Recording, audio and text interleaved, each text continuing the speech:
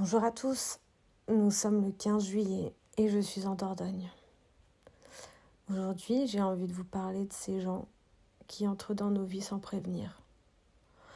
Pas forcément pour longtemps, mais assez pour que, après leur passage, quelque chose ne soit plus tout à fait comme avant. Je voulais vous parler d'eux. Ce 3e épisode, je l'enregistre ici, en Dordogne.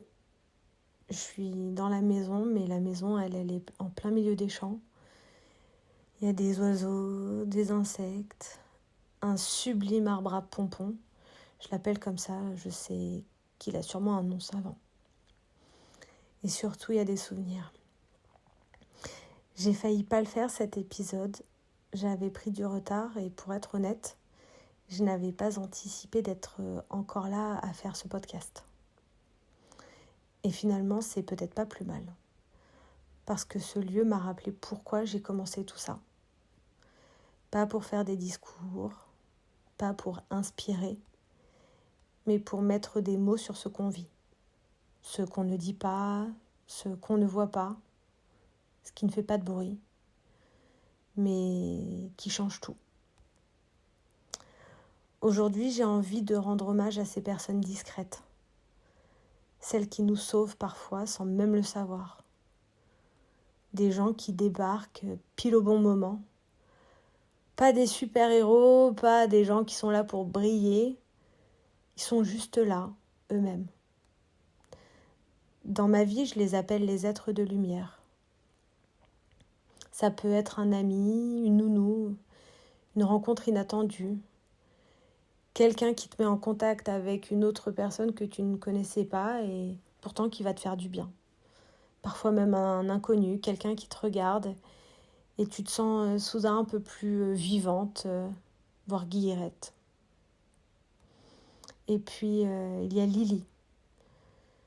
Aujourd'hui, je vais vous parler de Lily. Mais avant, j'ai juste envie de vous dire ça, juste pour nous ancrer dans cet épisode. Sachez que si vous êtes fatigué, au creux de la vague, que vous vous sentez à bout, rappelez-vous, ces êtres de lumière existent. Ces personnes-là, je vous jure, elles existent. Elles sont quelque part. Et parfois, il suffit juste d'être au bon endroit, de parler avec une autre personne qui va vous mettre en contact avec cette personne. Il suffit juste d'un moment ou d'un mot et d'un peu d'ouverture d'esprit et de cœur pour les rencontrer, ces êtres de lumière. Allez, je vous raconte mon histoire de Lily. Il y a 10 ans, j'ai fait un gros burn-out. Honnêtement, je crois pas que c'était le premier et je pense pas que ce sera le dernier. Mais c'en était un bon, un vrai. J'étais épuisée, trop de pression, trop de voyages, trop de stress. Je savais que j'avais besoin d'appuyer sur pause, ça c'est sûr. Je savais que j'avais besoin de couper avec Paris. Je savais que j'avais besoin de me mettre hors de ma zone, on va dire. Alors je pense pas que c'est une zone de confort, mais ma zone habituelle. Et je savais que j'avais besoin de ralentir. Mais alors je ne savais pas où parce que j'ai pas ça moi dans mon environnement. Et alors j'en ai juste parlé à un vieil ami. Bon, j'avoue, c'est un vieil ami de la famille et il n'est pas tout jeune. Et il me dit, écoute, moi j'ai rien à te proposer là, mais ma fille, elle a une maison en Dordogne. C'est un peu paumé, c'est un peu loin de tout. Et même si vous ne vous connaissez pas, je suis sûre que vous allez bien vous entendre, ça va le faire. Alors, peut-être que dans d'autres circonstances, j'aurais dit, mais qu'est-ce que c'est que ces conneries là ? J'aurais sûrement pas accepté.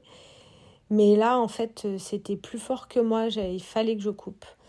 Donc j'ai dit oui, sans réfléchir, à l'instant. Et en réfléchissant, c'est peut-être ça les vraies rencontres. C'est quand on réfléchit pas trop et qu'on ne planifie pas trop, en fait. Et voilà, quelques semaines plus tard, je prends ma voiture, je roule longtemps, très très longtemps. Et je sens que là, déjà, rien que le voyage en lui-même était un début de déconnexion.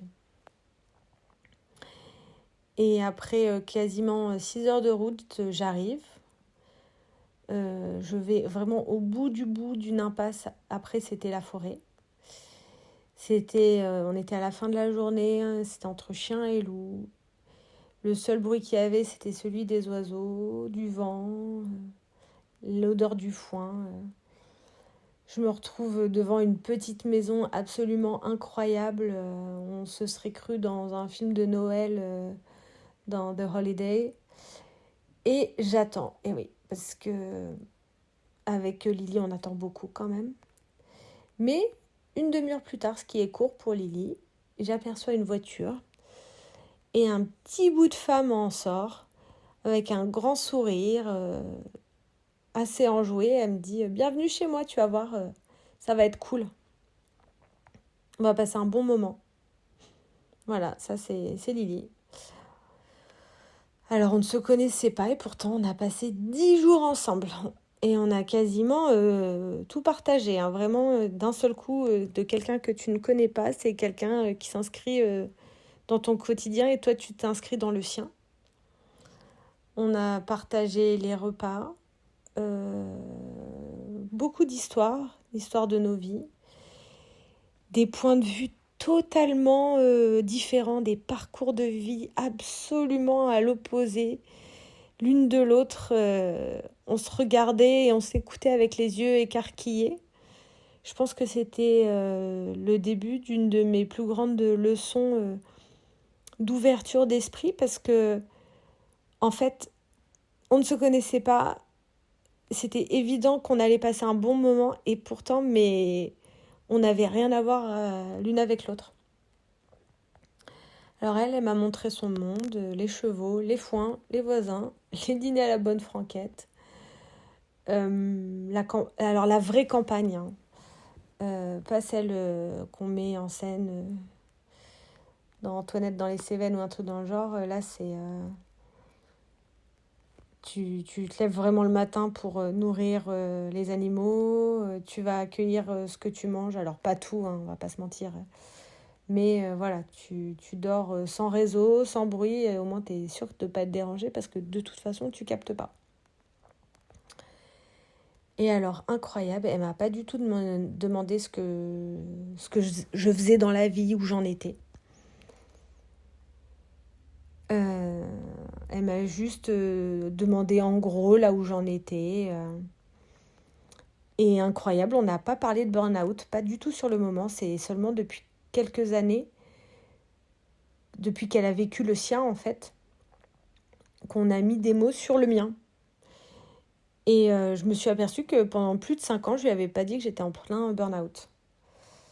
Et en fait, pour en venir à mon sujet des êtres de lumière, je crois que c'est ça quand même. C'est des gens qui t'accueillent dans leur vie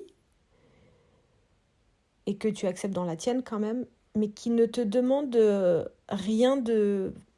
pas forcément de profond. Qui vont pas te demander de sortir tes tripes, de faire une espèce de psychothérapie. Non, c'est des gens avec qui tu vas partager quelque chose de fort sur peut-être parfois un sujet très fort comme celui là autour des animaux et de la nature. Et voilà, et t'as pas de projet, il n'y a aucune condition. Alors là, j'ai mis la lumière sur Lily. Et d'ailleurs, Lily, si tu m'écoutes, merci. Ça fait 10 ans qu'on se connaît et merci d'être dans ma vie. Et encore merci de ce séjour en Dordogne où, quelque part, tu me portes à bout de bras. Merci. Mais il y a cette Lily, et puis il y en a plein d'autres. Hein. Il y en a des encore moins visibles, mais qui sont tout aussi essentielles. Il y a ma nounou d'enfance, à moi, italienne, incroyable. 44 ans après, elle est toujours là. Elle m'a vue bébé, elle me voit mère, elle me voit vivre, douter, changer d'avis, prendre un autre chemin de vie, et elle me suit. C'est à elle avec qui j'ai découvert que j'étais enceinte, par exemple. Puis, il y a eu aussi la nounou de mon fils. Une fois de plus, je travaille, c'est une période difficile, j'étais seule, j'étais épuisée. Et puis, je l'ai trouvée, elle est incroyable, grâce à qui nous garde. Elle est arrivée, elle m'a tendu la main autant que je lui ai tendu la mienne. Et elle n'a pas juste gardé mon fils, elle nous a enveloppés de beaucoup d'amour, de beaucoup d'affection. Elle nous a baignés dans une culture aussi africaine qui nous a tellement nourris. Voilà. C'est pour toutes ces femmes-là que je parle aujourd'hui. Je ne parle pas pour leur donner une voix. Je donne de la voix au merci qu'on ne dit pas assez souvent. Et ces femmes-là, elles n'écrivent pas de livres, elles ne prennent pas la parole, elles ne parlent pas dans des micros. Mais elles sont là. Et parfois, elles nous tiennent à bout de bras. Alors aujourd'hui, ce podcast, c'est pour dire merci à elles, à toutes celles qui veillent, à toutes celles et ceux qui tendent la main, même une seule fois. Merci. Et maintenant, j'ai envie de vous poser la question forcément, est-ce que vous avez eu une Lily dans votre vie, quelqu'un qui est arrivé sans prévenir, qui a soit tout changé, soit pas grand-chose, je sais pas. Et peut-être que vous lui avez jamais dit merci, peut-être que vous l'avez jamais revu, mais vous y pensez encore. Alors, merci d'avoir été là. C'est peut-être le moment si c'est pas le moment de le dire, tout du moins c'est le moment de le penser. Et si vous aussi vous croisez une Lily, dites-lui merci. Et d'ici là, je vous dis à vendredi prochain. Et merci à vous de m'avoir écouté.